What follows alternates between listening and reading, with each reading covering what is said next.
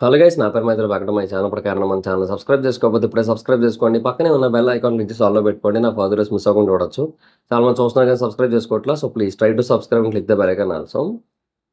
So బేసిక్‌గా నాకు recent 'Bigg Boss' shows అంటే షోస్ కాదు, సీజన్స్ అన్నీ చూసిన తర్వాత వాటన్నిటిలో ఒక ప్యాటర్న్ ఉంది. ఆ ప్యాటర్న్ యాక్చువల్‌గా 'బిగ్ బాస్' సక్సెస్ చేయకుండా ఫెయిల్యూర్ వైపు నడిపిస్తోంది.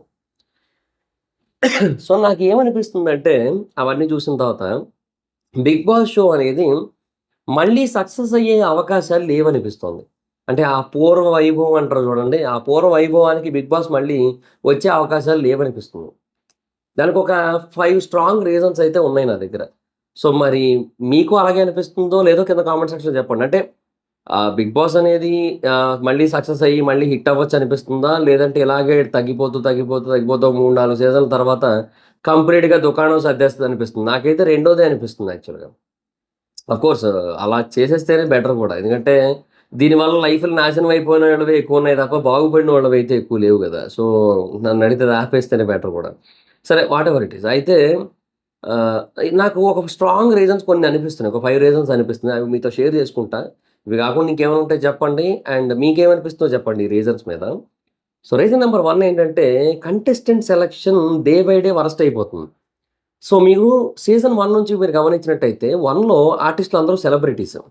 2లో ఆర్టిస్టులు అంత పెద్ద సెలబ్రిటీస్‌లేం గాదు. అంటే ఇప్పుడు 'నూతన్ నాయుడు', అది 'గణేష్', 'సంజన' వీళ్ళందరూ కూడా పెద్ద సెలబ్రిటీస్ ఏం గాదు. ఆ మాటకొస్తే 'కౌశల్' కూడా పెద్ద ఎవరికీ తెలీదు. కానీ 'కౌశల్' స్టార్ అయ్యాడు. విన్నర్ అయ్యాడు. అదంతా జరిగిపోయింది. అది వేరే విషయం. బట్ పెద్ద స్టార్ ఏం గాదు. ఇంకా 'గీతా మాధురి' మంచి స్టార్ యాక్చువల్‌గా సింగింగ్‌లో అప్పటికి. నిజంగా ఆవిడ తోపు అప్పట్లో. ఇంకా తర్వాత ఇంకా చాలామంది యాక్టర్లున్నారు. వాళ్ళందరూ కొంచెం బాగా పాపులర్ అప్పట్లో. ఇప్పుడు వాళ్ళెక్కడ పెద్ద కనబడట్లేదు లెండి. అది వేరే విషయం గానీ, కొద్దో గొప్పో పాపులర్ ఫేసెస్ మిగతా వాళ్ళున్నారు గానీ, బట్ చాలా మందికి తెలీదు. అట్లనే నడిచింది షో. సీజన్ 3లో రాహుల్, శ్రీముఖి వీళ్ళందరూ బానే తెలిసినోళ్ళున్నారు. బాబా మాస్టర్ వీళ్ళందరూ కూడా. బట్ తెలియని మొహాలు గూడా కొన్నైతే ఉన్నాయి. బట్ డెఫినెట్‌గా వరుణ్ సందేశ్ వాళ్ళ ఆవిడ వీళ్ళతో మంచి పాపులర్ ఫేసెస్. ఆ తర్వాత సీజన్ 4కొచ్చేసరికి తెలియని మొహాలే ఎక్కువున్నా కూడా అది ఎందుకు హిట్ అయిందంటే అది కరోనాది. పైగా అభిజిత్తు. ఈ 2 ఫ్యాక్టర్స్ వల్ల అది హిట్ అయిపోయిందది. బట్ డెఫినిట్‌గా దాన్ని మనం ఎందుకో అంత స్ట్రాంగ్ సెలక్షన్ కింద దాన్ని కన్సిడర్ చేయకూడదు. అది కరోనా టైమ్‌లో అయిన హిట్ కాబట్టి. సీజన్ 5లో మంచి స్ట్రాంగ్ సెలక్షన్ జరిగింది. 'షణ్ముఖ్' వీళ్ళందరిని తీసుకొచ్చారు. వాళ్ళు కంపు చేశారు యాక్చువల్‌గా. సీజన్ 6 సెలక్షన్ చాలా వరస్ట్ ఉంది. అంటే నేననేది ఏంటంటే సెలబ్రిటీలు లేరు. ఇయర్‌కి కూడా సెలబ్రిటీలు తగ్గుతూ వస్తున్నారు యాక్చువల్‌గా. సెలబ్రిటీలు తగ్గుతూ వస్తున్నారు. అంటే బాగా ఎక్కువ మందికి తెలిసిన వాళ్ళ సంఖ్య తక్కువుంటుంది. సీజన్ 6 అయితే అది కూడా లేదు. ఒకరిద్దరున్నారంతే. ఆ కంటెస్టెంట్‌ల ప్యాటర్న్ ఒకటుంది వీళ్ళది. అంటే ఇప్పుడు ఒక 18 మందినో, 20 మందినో కంటెస్టెంట్స్‌ని వాళ్ళు సెలెక్ట్ చేస్తారు కదా! ఆ సెలెక్ట్ చేసే క్రమంలో వాళ్ళేంటంటే, ఆ మనుషుల మైండ్ సెట్‌లని బట్టి సెలెక్ట్ చేసేవారు.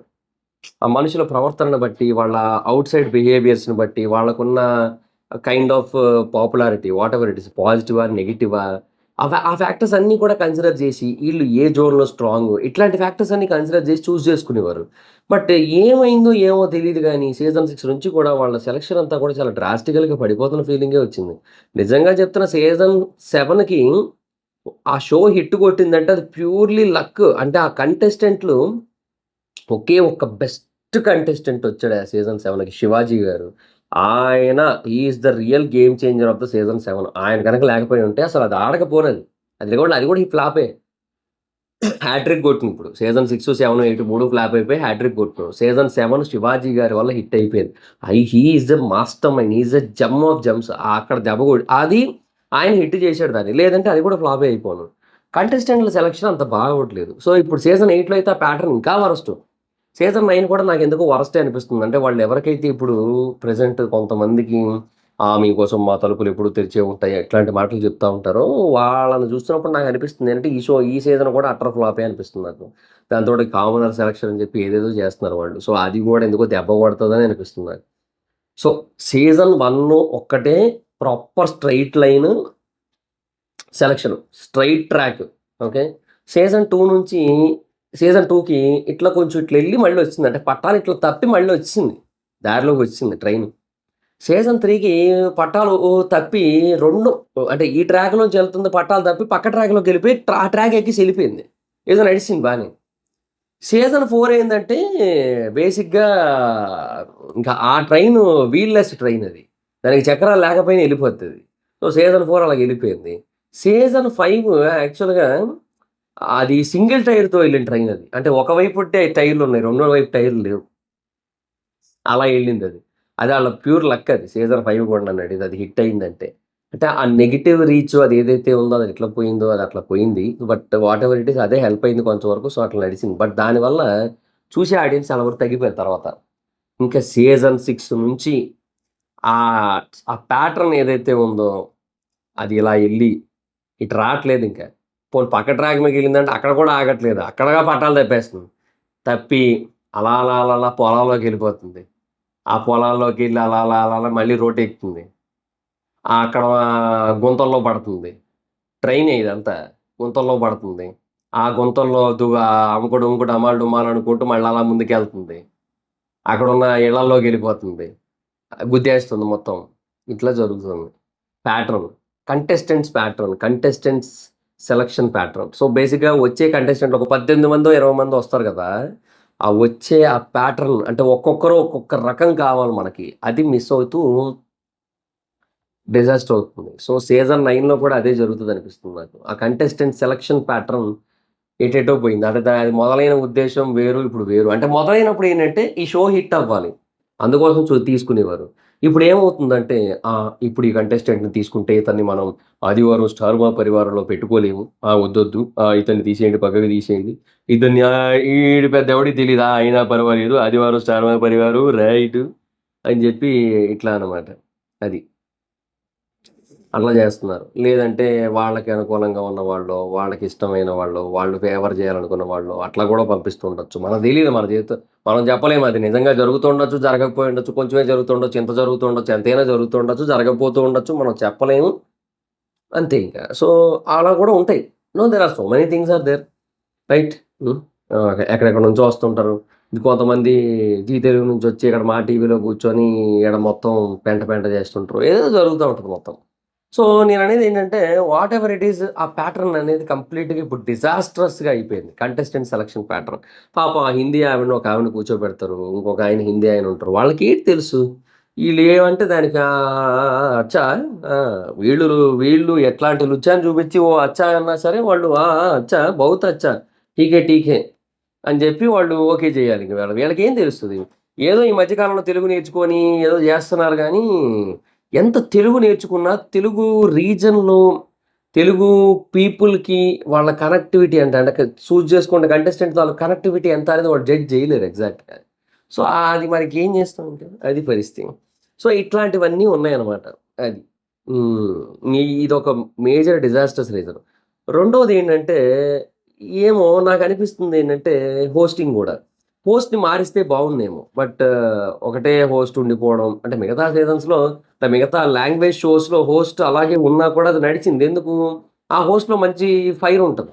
నాగార్జున గారి ఫైర్ గూడా ఎలా ఉంటదంటే, "అలా వద్దమ్మా! బాగోదమ్మా!" అన్నట్టే ఉంటదది. సో, ఐ డోంట్ నో ఎందుకట్లా అనేది.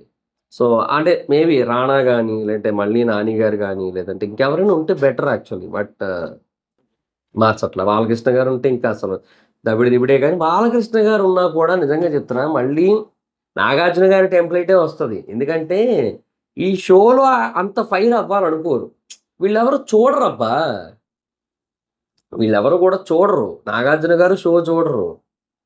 సో, అంత టైం లేదాయనకి. ఆయన 'కుబేరా' తీసుకోవాలా, 'కూలీయే' తీసుకోవాలా, ఈ సీ ఇదే దీనికోసమే ఆలోచించుకుంటూ కూర్చోవాలా? వామ్మో! షో వస్తుంది. ఇప్పుడు ఆయనకు 'కూలీ' సినిమా తీసిన తర్వాత ఆయన తమిళ్ సినిమా నుంచి ఓ 15 దాకా ఆఫర్‌లొచ్చినియంట ఆల్రెడీ. ఆల్రెడీ వచ్చున్నాయి. ఆయన ఏది యాక్సెప్ట్ చేయాలో అర్థం కాక ఆయన ఆలోచిస్తున్నారాయన. అన్నీ విలన్ రోల్స్ వచ్చేత్తన్నాయి ఏందని చెప్పి ఆయనకి చిరాకు. సో, అట్లాంటి పరిస్థితిలో ఆయనున్నారు. తెలుగు సినిమాల నుంచి కూడా మంచి రోల్స్ వస్తున్నాయి ఆల్రెడీ. 'కుబేరా' తర్వాత కూడా. ఇప్పుడు 'కూలీ' తర్వాత ఇంకా వస్తాయి.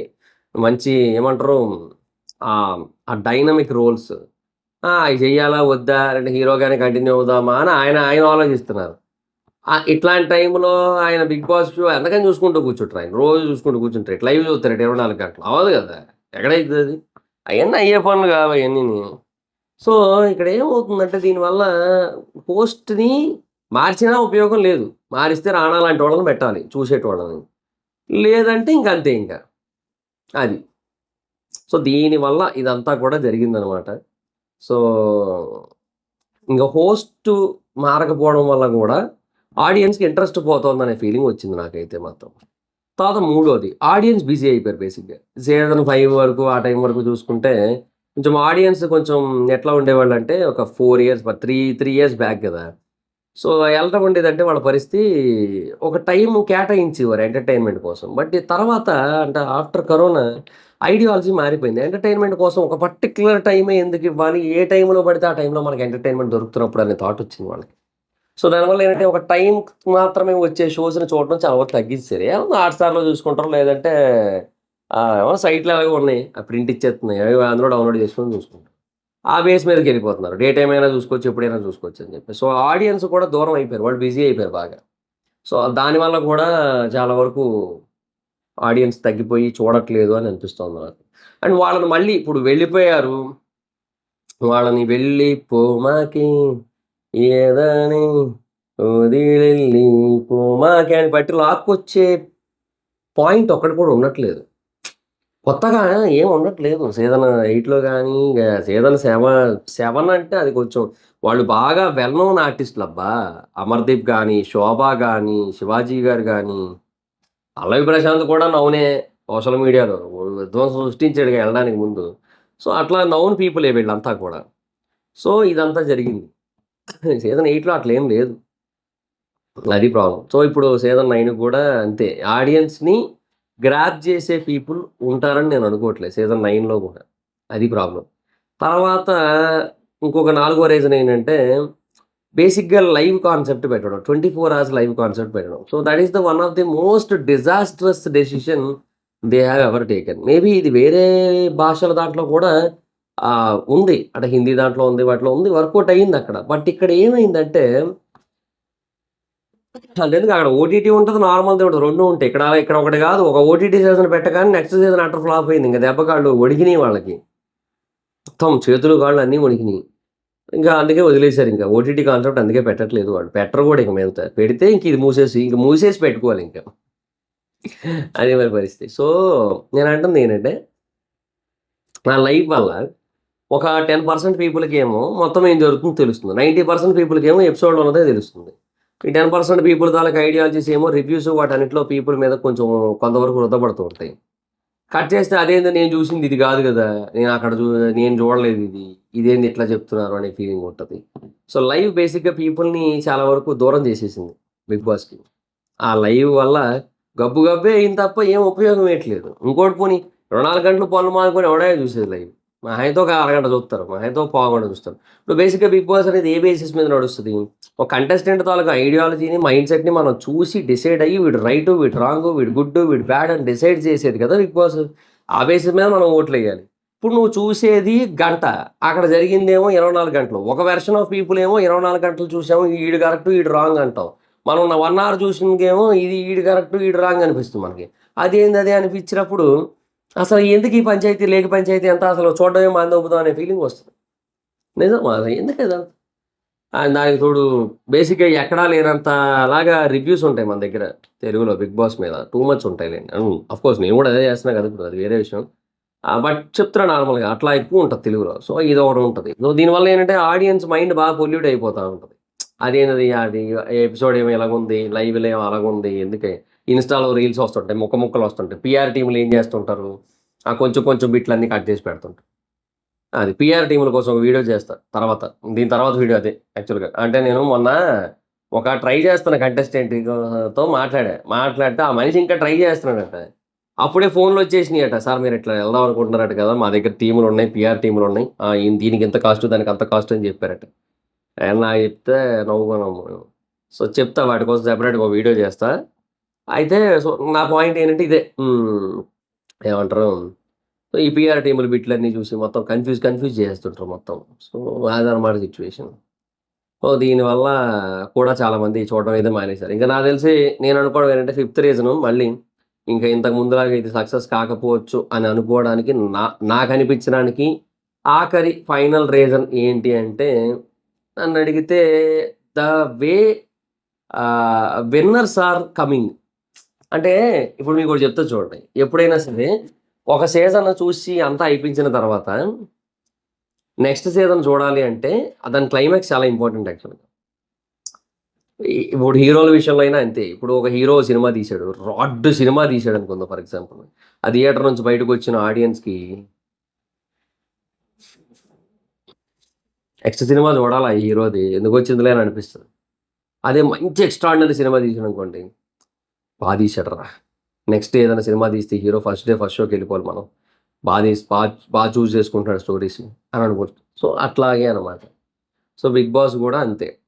సో, ఆ సీజన్ 4, సీజన్ 5 వరకు కూడా ఎగ్జాక్ట్‌గా అనుకున్నట్టుగానే జరిగేది. యాక్చువల్‌గా పీపుల్ అనుకున్నట్టే జరిగేది. సీజన్ 6కి అట్లా జరగలే.